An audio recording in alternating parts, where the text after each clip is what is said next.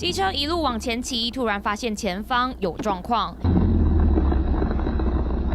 眼前这名妇人躺在车道上，因为她被雨伞伞架击中，而骑士的机车被雨伞缠住，勾住两边后照镜，花了一番力气才把红色伞布拉开。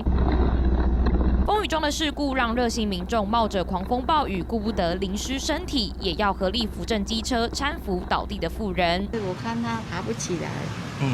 他那天下雨真的很大，很大，他风也很大，风也很大。有一个雨伞。 压到他，就有2个年轻人帮他扶起来。事情发生在18号下午，当时台中大里区风雨交加，西隆路上的蔬果行架在门口的伞直接飞到路上，砸中妇人。你要救嘛，无在条救啊！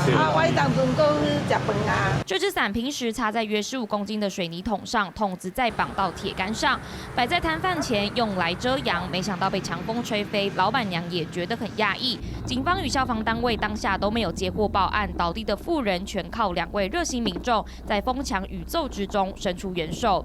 3立新闻詹米孔谢仁芳台中报道。